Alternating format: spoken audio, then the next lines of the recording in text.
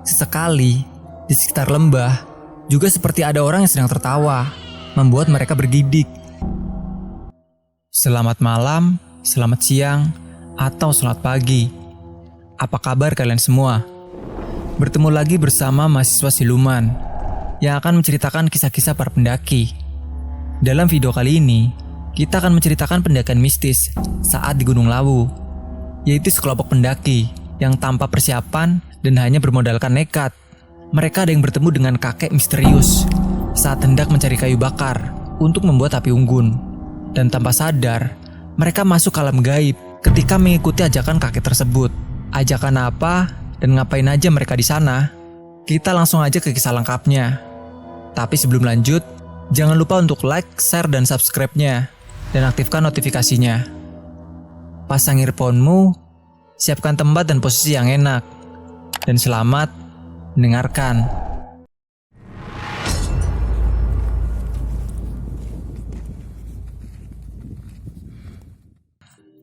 Pengalaman yang gak akan terlupakan ini bermula karena rencana yang berubah dari rencana awal mereka. Karena memang gak ada rencana sedikit pun untuk mendaki Gunung Lawu. Soalnya, rencana mereka itu tadinya hanya ke Telaga Sarangan, Magetan, Jawa Timur, dan Grojogan Sawu di Tawamangu, Karanganyar, Jawa Tengah. Makanya mereka gak membawa pembekalan mendaki, karena sama sekali gak ada rencana untuk itu. Rencana awalnya yang mereka rembuk jauh hari sebelumnya, mereka berangkat pagi buta dari Tuban. Kebetulan, kakakku sedang berlibur di rumah temannya di daerah sana. Dengan asumsi sebelum tengah hari, sudah sampai ke Telaga Sarangan. Namun apa hendak dikata, rencana tinggal rencana. Salah satu rekan Kawayu agak kesulitan mendapatkan izin dari tempat dia bekerja. Hingga baru pukul 11 siang, mereka baru saja bisa bertolak berangkat ke tujuan. Karena mobil masih longgar, untuk rombongan awal mereka, yang hanya 6 orang, maka Kawayu iseng kontak sahabatnya, sebut saja Kak Alek yang tinggal di sana juga. Siapa tahu dia nggak ada kegiatan. Dan salah satu pertimbangannya, selain Kak Alek suka main, seenggaknya bisa gantian nyetir juga. Alhamdulillah, untungnya Kak Alek bisa. Kemudian mereka pun langsung berangkat. Perjalanannya waktu itu diiringi hujan semenjak dari Bojonegoro menuju Ngawi, tapi nggak mengurangi keceriaan mereka. Meskipun perjalanan agak sedikit terlambat, memang waktu itu jalan Padangan menuju Ngawi dalam tahap pengecoran. Agak terlambat dari perkiraan mereka untuk sampai ke Telaga Sarangan lebih cepat. Mereka baru sampai Pelausan, waktu sudah menunjukkan pukul 16.30 sore. Jadi rencana ke Telaga Sarangan, mereka urungkan dan bersepakat langsung ke Tawamangu. Lagi pula waktu itu, hujan sangat lebat. Karena seharian belum sempat mengisi perut, tak jauh dari kawasan Cemoro Sewu, mereka berhenti sejenak untuk cari makan dan tentu saja ngopi. Nggak lupa, mereka juga memesan kopi untuk bekal yang kemudian mereka tuang dalam termos untuk bekal begadang. Mereka pun bersiap meneruskan perjalanan. Entah kenapa, sebelum sempat mereka meneruskan perjalanan, malah beberapa kawan Kawayu mengajak naik ke Gunung Lawu. Lagi-lagi rencana berubah. Setelah terjadi perdebatan yang lumayan alot, karena pertimbangannya adalah ada beberapa kawan Kawayu yang belum pernah naik Lawu. Akhirnya, mereka sepakat untuk naik ke Gunung Lawu tanpa bekal yang memadai alias nekat. Saking antusiasnya, hujan yang waktu itu masih menyisakan rintiknya gak menyurutkan niat mereka. Ibarat kata semangat mereka pada waktu itu adalah semangat juang 45. Beberapa kawan Kawayu terlihat sangat antusias untuk mendaki. Sayangnya, gak semua di antara mereka terlatih atau seenggaknya pernah mendaki gunung sebelumnya. Hanya Kawayu dan 2 teman yang lain yang pernah mendaki gunung sebelumnya. Ya, meskipun bukan seorang pendaki yang sangat terlatih. Berbekal sedikit informasi dari petugas jaga wana yang ada di pos Cemoro Sewu. Selepas sholat maghrib, mereka bertuju menembus hujan, naik ke Gunung Lawu, menyusuri jalan setapak yang sudah diberi batuan gunung. Mereka berandai-andai jika perjalanan ke puncak Lawu akan bisa mereka tempuh dalam beberapa jam ke depan. Pekat malam, dan mereka hanya berbekal 1 lampu senter. Suka nggak suka, mereka lebih banyak berjalan di dalam gelap. Mereka harus berhemat dengan baterainya. Kira-kira 1 jam perjalanan, mereka sampai di pos istirahat. beberapa kawan Kak Wahyu yang belum pernah naik Gunung Lawu mengira itu adalah pos 1. Ketika Kak Wahyu kasih tahu jika itu pos bantu dan pos 1 masih 1 jam lagi perjalanan, ada 2 kawan Kak Wahyu yang sepertinya nyalinya mulai ciut antara meneruskan perjalanan atau mengajak kembali turun. Sedangkan bekal air pun tinggal setengah botol. Kata Kak Wahyu memang benar adanya. Banyak hal yang aneh-aneh di dalam Gunung Lawu. Mulai dari burung merpati putih yang mengikuti mereka semenjak dari pintu masuk Cemorosewu. Padahal waktu itu hujan. Lah, ngapa itu burung hujan-hujanan ria? Sesekali di sekitar lembah juga seperti ada orang yang sedang tertawa, membuat mereka bergidik seperti ada keceriaan di sana. Mereka hanya saling pandang, tapi lagi-lagi kalah sama tekad yang sedikit dipaksakan. Atau bisa jadi ada satu pertimbangan, kapan lagi naik ke Lawu jika nggak sekarang. Ada yang aneh pada permulaan perjalanan itu, yakni ketika mereka berhenti di jalan yang agak landai dan lumayan lapang, ada beberapa pohon pinus tua yang tumbang. Termos yang berisi kopi tiba-tiba saja berpindah tempat dari tempat mereka beristirahat. Kawan Kak Wahyu yakin dia nggak menaruhnya di situ, tapi di samping tasnya. Kemudian ditinggal buang air kecil. Kejadian ini pun membuat mereka bertanya-tanya. Meskipun kemudian mereka berasumsi jika kawannya tadi cuma bercanda. Walaupun dia sudah bersumpah gak meletakkan termos tersebut di tempat mereka temukan. Mereka hanya berprasangka baik saja. Walaupun sebenarnya hati mereka masih diselimuti tanda tanya besar. Ini ada apa? Alam rupanya masih saja kurang bersahabat pada Kak Wahyu dan kawan-kawan. Dan hujan kian lebat. Alhamdulillah, meski dengan susah payah, akhirnya mereka sampai juga di pos 1. Mereka istirahat. Nah, di tengah mereka istirahat di pos 1, mereka mendapat informasi dari beberapa orang pendaki yang turun dari puncak untuk mengurungkan niat naik malam itu. Kak Wahyu dan kawan-kawannya disarankan untuk naik pada pagi harinya karena cuaca di atas sangat ekstrim. Mendapati informasi yang demikian, Kak Wahyu dan kawan-kawan sepakat untuk bermalam di pos 1. Lagi pula di pos 1 tersebut ada warung dan mereka bisa membeli bekal untuk dibawa ke puncak esok harinya. Warung tersebut buka dari pagi dan tutup menjelang maghrib. Berbekal makanan ringan yang tak seberapa yang sempat mereka beli di perjalanan, mereka pun bermalam di pos 1. Dan dari sinilah keanehan dimulai. Karena Kak Wahyu dan kawan-kawannya berencana bermalam di pos 1, mereka langsung berbagi tugas. Ada yang bertanggung jawab membersihkan lokasi dan sebagian mencari kayu bakar. Tapi mustahil mereka mendapatkan ranting yang kering pada saat hujan seperti itu. Meskipun sebenarnya itu bukan tugas Kak Wahyu, karena Kak Wahyu kebagian tugas yang lain. Tapi karena 3 kawan yang gak mendapatkan kayu kering dan kembali dengan tangan hampa, akhirnya Kak Wahyu dan Kak Alek berinisiatif mencari kayu bakar di sekitaran warung di bawah pos 1, tempat mereka bermalam. Namun sial, gak satu dahan dan ranting kering pun Kak Wahyu dan Kak Alek temukan. Terdorong rasa jengkel dan kebutuhan penting untuk menghilangkan hawa dingin, Kak Wahyu dan Kak Alek pun semakin menurun ke lembah di belakang warung tersebut. Lagi-lagi, semua kayu yang mereka temui basah, lagi pula besar-besar dan mustahil mereka bawa. Karena sudah kepalang tanggung, Kak Wahyu dan Kak Alek pun lebih turun lagi ke lembah yang dipenuhi pohon pinus tersebut. Apalagi hujan sudah reda beberapa saat yang lalu, dan itu memudahkan mereka. Syukur alhamdulillah, setelah agak masuk ke hutan pinus, akhirnya menemukan ranting-ranting yang lumayan kering. Hal itu cukup menggembirakan mereka. Ketika Kak Wahyu sedang memunguti ranting-ranting tersebut, mereka nggak tahu, datangnya tiba-tiba ada seorang kakek-kakek mengejutkan mereka dengan tegurannya. Entah tepatnya pada siapa, mungkin mereka berdua. Dan kakek-kakek bilang seperti ini. Golek kayu di nggopo toleh. Yang artinya, cari kayu untuk apa toh nak? Tanya kakek tersebut. Tak kayal, hal itu membuat mereka saling pandang. Jujur waktu itu Kak Wahyu sangat terkejut dengan kehadiran si kakek yang tiba-tiba. Tapi karena Kak Alek diam saja mendapat pertanyaan dari si kakek, walaupun dia lebih dekat dengan si kakek tersebut, malah Kak Wahyu yang menjawab pertanyaan si kakek. Kak Kangge berdiang Mbah. Kulo sakonco sipeng teng inggil ngriku, teng pos tunggal. Yang artinya, untuk perapian Mbah, saya dengan teman-teman menginap di atas sana, di pos 1. Loh, kayu teles ngono. Kok arep dinggo berdiang? Apa iya iso murup? Yang artinya, lah kayu basah gitu, kok mau dibuat berdiang, apa ya bisa nyala?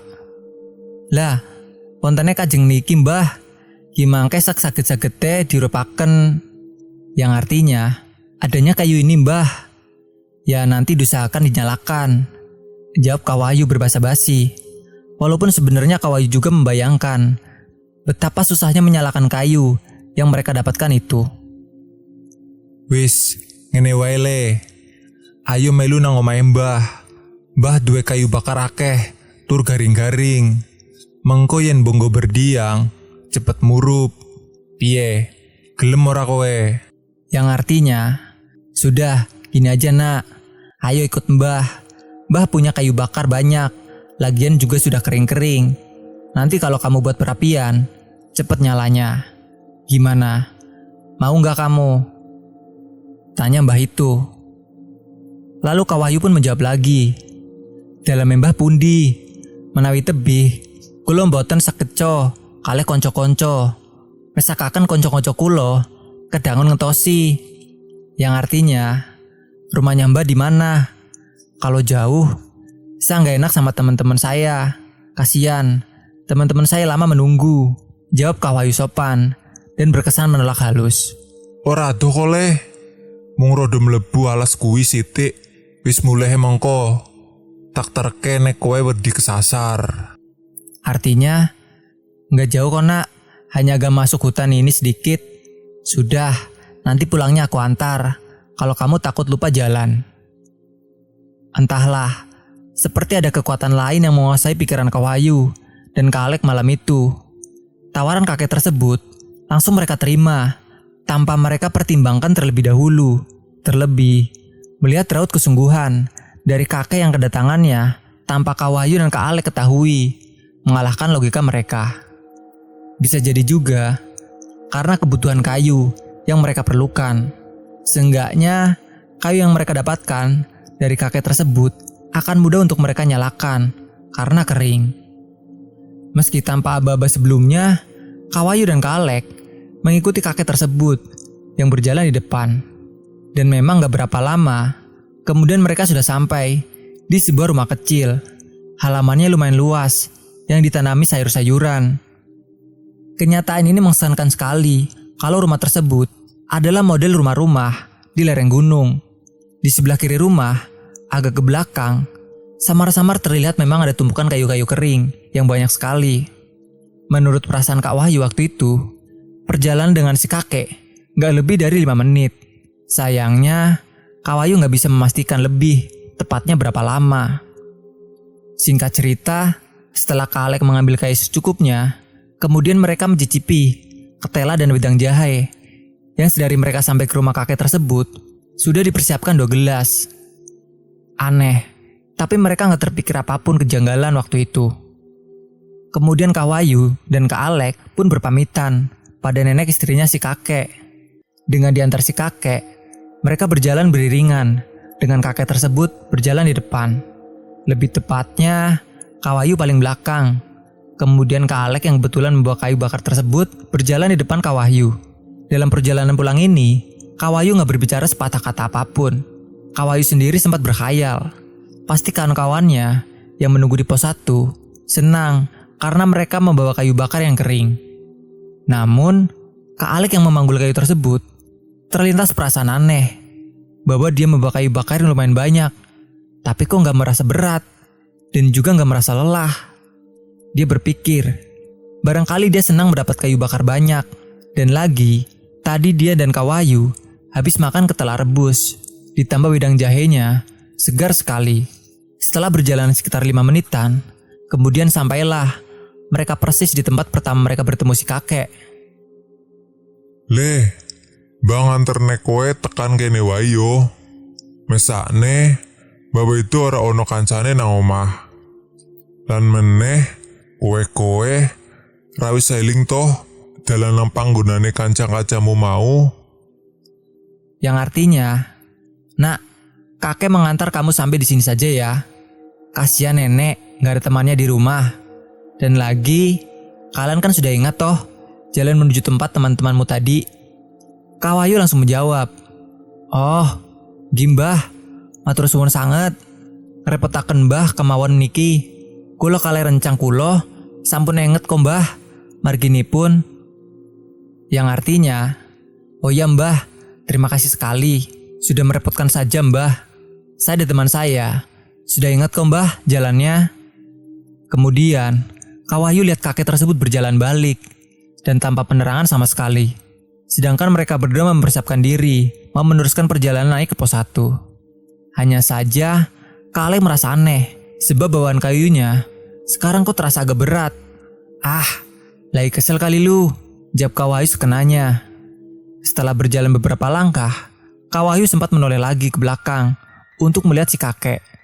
Tapi sosok tadi sudah gak kelihatan lagi, padahal baru saja.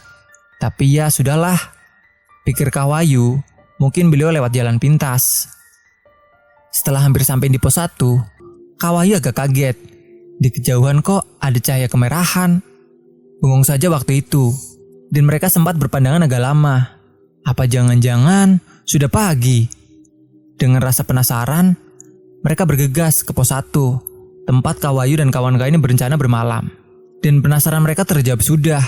Kak Wahyu dan Kak Alek bengong saja ketika 5 kawan mereka marah habis-habisan kepada Kak Wahyu dan Kak Alek. Kelima kawannya menunggu Kak Wahyu dan Kak Alek dengan harap-harap cemas. Mencari Kak Wahyu dan Kak Alek pun percuma. Mau turun ke bawah juga ragu-ragu. Karena satu-satunya senter, Kak Wahyu bawa untuk mencari kayu bakar. 5 kawan Kak Wahyu hanya berteriak-teriak saja memanggil Kak Wahyu dan Kak Alek dari sekitaran pos 1 tersebut. Berlima kawannya sepakat jika pada keesokan harinya saja akan mencari Kak Wahyu dan Kak Alek, dan sebagian akan meminta bantuan di bawah untuk melaporkan hilangnya mereka berdua. Baru kali ini, Kak Wahyu merasakan rasa sepenanggungan. Mereka semua berpelukan dengan mata berkaca-kaca, menahan tangis. Meski kelima kawannya sempat melampiaskan rasa jengkelnya pada Kak Wahyu dan Kak Alek, tapi mereka terima dengan ikhlas dan lapang dada. Kagetnya, ternyata waktu itu sudah pagi betulan. Tak berapa lama kemudian, matahari muncul dari balik bukit, dan pemilik warung sudah datang dari bawah. Setelah mereka memesan mie instan di warung, mereka semua turun dan gak jadi meneruskan perjalanan naik ke puncak Lawu. Diliputi sejuta pertanyaan, kenapa semua ini bisa terjadi? Waktu Kak Wahyu dan Kak Alek mencari kayu bakar, teman yang lain bilang belum sampai pukul 9 malam. Dan menurut Kak Wahyu, ketika di rumah kakek tersebut, tak lebih dari setengah jam, dan ditambah 10 menit pulang pergi ke rumah kakek tersebut. Tahu-tahu, Kak Wahyu dan Kak Alek sampai lagi di pos 1 sudah pukul 5 pagi. Apakah ini yang namanya disebut menembus batas waktu? Entahlah, Kak Wahyu bersyukur gak terjadi apa-apa pada dia dan kawan-kawannya semua. Kak Wahyu gak mau berandai-andai lagi. Cukup pengalaman ini mereka maknai sendiri. Dan kalaupun itu dinamakan menembus alam gaib, walau alam, hanya Allah yang tahu. Pada akhirnya, semua rencana Kak Wahyu dan kawan-kawannya batal semua. Mereka langsung meluncur pulang kembali ke Tuban, dengan masih membawa sejuta pertanyaan yang bergelayut di benak. Siapakah kakek itu? Siapapun beliau, aku sebagai adik dari Kak Wahyu berterima kasih padanya atas kebaikannya pada Kak Wahyu dan kawan-kawannya. Hanya Tuhan yang akan membalas kebaikanmu, kek. Terima kasih. Sekian. Jika kalian punya cerita seram atau mistis yang ingin kalian bagi, kalian bisa kirim cerita kalian melalui DM Instagram atau kirim melalui email yang tertera di bawah. Semoga video ini menghibur dan bermanfaat. Sampai jumpa di video kami selanjutnya. Salam lestari, mahasiswa siluman.